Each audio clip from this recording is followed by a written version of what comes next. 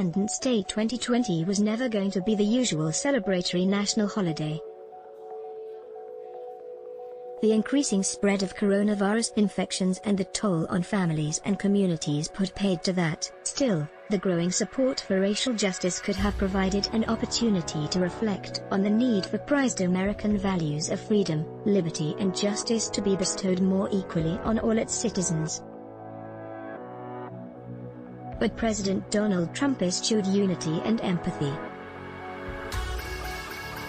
Instead, in two speeches, at Mount Rushmore National Park on the 3rd of July and then at the White House official celebration on the 4th of July, he advanced a view of the nation that was even darker, more disruptive and dystopian than he described in his chilling inauguration speech. From the moment it was announced, Trump's Mount Rushmore speech was clearly going to be more about self-aggrandizement than acknowledging the impact of the pandemic. His campaign staff chose to flout recommendations to protect crowds from coronavirus, masks were optional and social distancing ignored, or to protect against the possibility of fires caused by fireworks. Trump has long shown a fascination with the monument and was even mused about having his own face carved into the mountain alongside Presidents George Washington, Thomas Jefferson, Abraham Lincoln, and Theodore Roosevelt. He seems unaware or unconcerned that the monument, designed by a white supremacist, is built on land that is sacred to, and was stolen from, the Sioux Nation.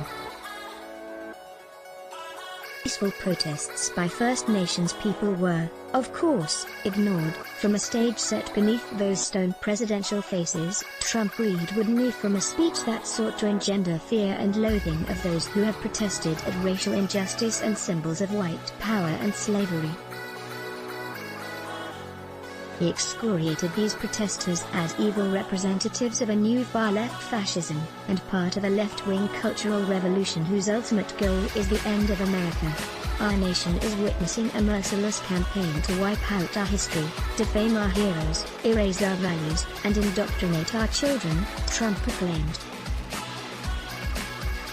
Angry mobs are trying to tear down statues of our founders, deface our most sacred memorials, and unleash a wave of violent crime in our cities.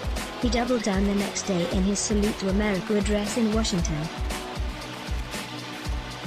He assured his supporters that he was defeating the radical left, the Marxists, the anarchists, the agitators, the looters, and people who, in many instances, have absolutely no clue what they are doing, while he pledged to safeguard our values.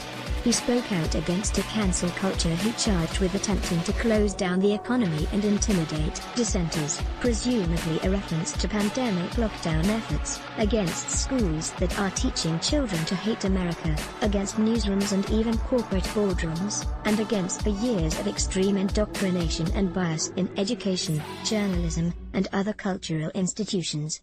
What became clear over these 2 days was the character of the president's campaign for a second term. In this beefed-up version of his 2016 campaign, the threats to his supporters no longer come from rapists and drug dealers flocking across the border. The coronavirus has halted that flow, but from other Americans. In this he follows a tradition that goes back at least as far as the McCarthy witch hunts of the 1950s, of what he calls far-left fascism. He said, "If you do not speak its language, perform its rituals, recite its mantras and follow its commandments, then you will be censored, banished, blacklisted, persecuted and punished." As if to convince those who were shocked by his tone that these speeches do truly presage his re-election strategy, Trump has continued his attacks in the days since. He criticized the Washington Redskins and Cleveland Indians sports teams as politically correct for reviewing the Native American element of their respective names, criticized the National Association for Stock Car Auto Racing's decision to ban the Confederate flag from its races and events, and made a baseless attack on the only black driver on the NASCAR circuit. This is red meat for Trump's rusted-on supporters, signaling to them that they are the true victims of discrimination. But for most other Americans it evokes scenes from the Plot Against America and other dystopian literature. obvious contrast came in the 4th of July message from Trump's Democratic challenger. Former Vice President Joe Biden also focused on racial justice, in his case highlighting the fact that the United States has not lived up to its founding principle that all men are created equal. But Biden offered hope. "We have a chance to rip the roots of systemic racism out of this country," he said, "and live up to the words that founded this nation." He went further in an op-ed piece, writing that Independence Day is a celebration of our persistent march toward greater justice. Polling and surveys indicate that Biden is in tune with majority opinion. In fact, Trump appears increasingly out of touch not only with mainstream sentiments on race and racial justice, but also with public concerns about the coronavirus pandemic, where the country is heading, and other issues important to voters. Concern about Trump's suitability for the highest office is also intensifying, not least among those who have worked most closely with him. Race has been a defining issue in U.S. politics since the Continental Congress formally adopted the Declaration of Independence on the 4th of July 1776. Now the issue is once again at the center of a national debate made more urgent by the disproportionate impact of the coronavirus pandemic and its economic consequences on Black Americans and the brutal killing of George Floyd by Minneapolis police. Almost 75% of Americans, including 53% of Republicans, say they support the Black Lives Matter protests. Most don't buy into the picture of anti-American chaos that Trump paints, even among those who think the protests are violent. 53% are supportive. The seismic shift in the politics of race is leaving Trump and his followers on the losing side of the culture wars he is attempting to stoke. George Floyd's death has been pivotal in changing public opinion in a way that so many other black deaths have not. Many thousands of Americans of all races and ages have marched in the streets of not only big cities but also small towns, and fully two-thirds of Americans, including 47% of Republicans, now think their country has a race and law enforcement problem. The National Football League has reversed its position on players kneeling during the national anthem. Mississippi and other parts of the country are acting to remove Confederate symbols and statues. Sports teams are changing their racist monikers and mascots, and the military and universities are looking to rename Confederate names from their bases and facilities. While the daily lives of many Americans are consumed by the worsening consequences of the coronavirus, Trump's focus is elsewhere.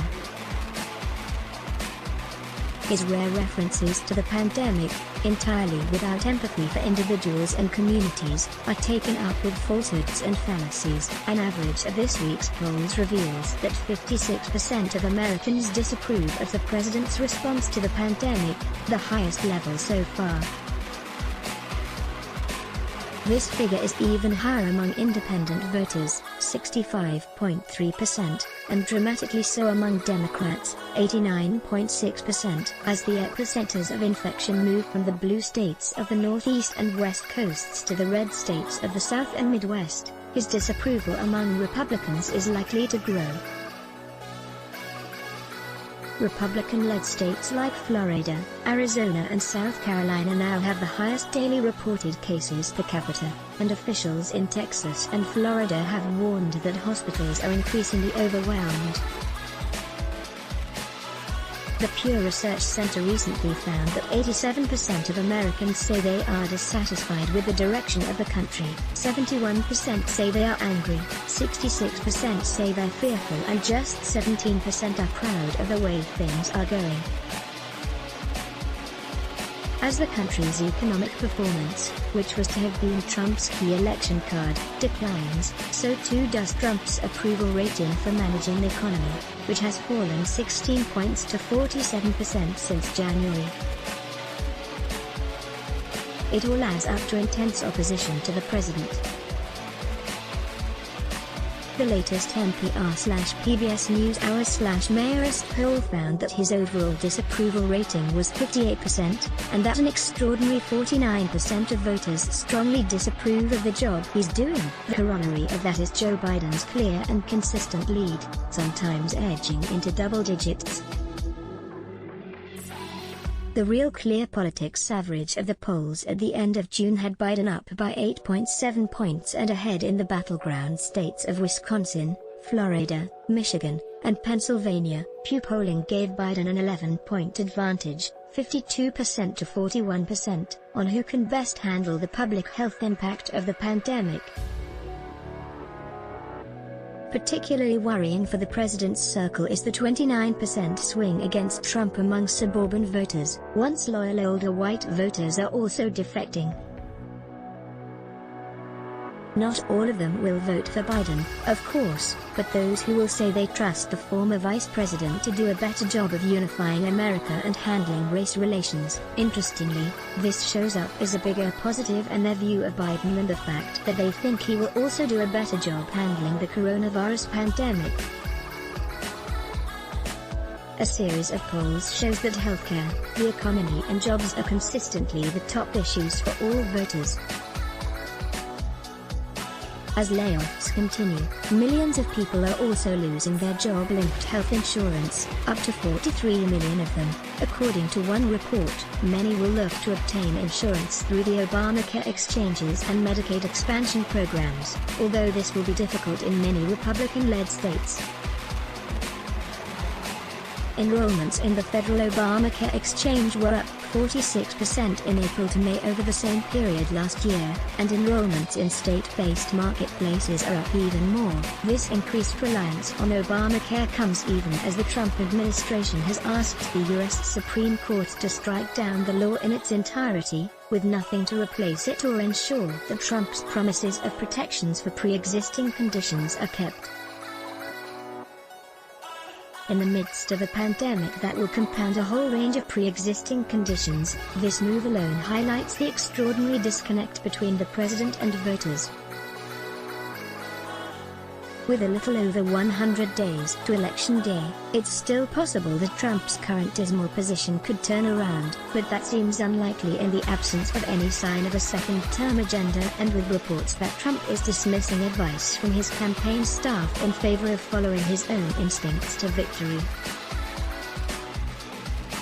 Trump's flailing on policy issues and failing in the polls has consequences for those who had hoped to ride into, or back into, public office on his coattails. Despite their muted response to the president's Independence Day rhetoric, reports indicate that Republicans are unnerved, to say the least. Not only are the Democrats predicted to hold the House of Representatives, but their chances of taking over the Senate are also rising. Incumbent senators from Arizona, Colorado and Iowa look increasingly vulnerable, and seats in Maine, North Carolina, Montana and Georgia are competitive, too. Republican lawmakers reportedly fret that Trump's positions on social issues and lack of a second-term agenda leave their party running against the currents of change and open to charges of ignoring voters' concerns. "He's got us on the wrong side of every emerging demographic," said one anonymous senior congressional Republican.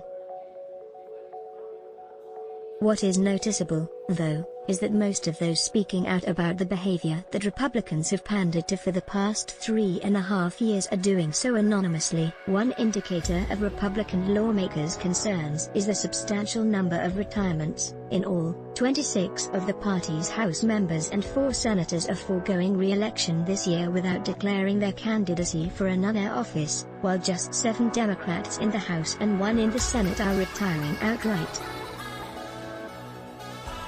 Trump's grip on the party remains so strong that it's easier to withdraw from politics than be an anti-Trump Republican.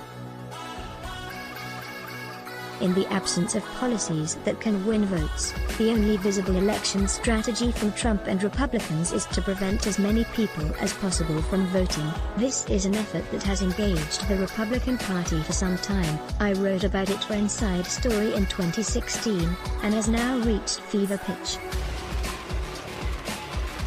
efforts obviously designed to stop likely Democratic voters from enrolling and getting access to voting stations, early voting and mail voting, these last two increasingly important in these pandemic times, are being justified as measures against non-existent voter fraud. Trump reigns against mail voting despite it having always been used by overseas Americans, including State Department and military families, having been used for over a decade in states like Colorado, and being used regularly by Trump himself.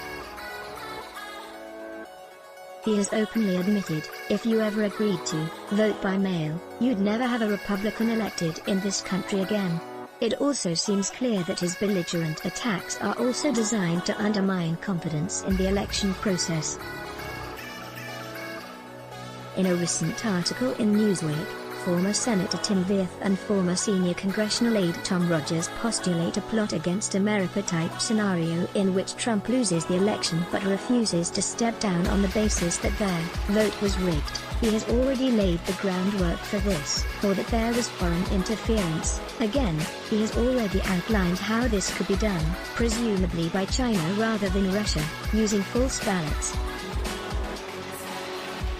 This scenario might seem far-fetched, but it is raised disturbingly frequently by level-headed observers. It is a sad indictment of where some people fear Trump has taken America. Let's block ads. Show your love for him. Click the link in description. Thanks for watching.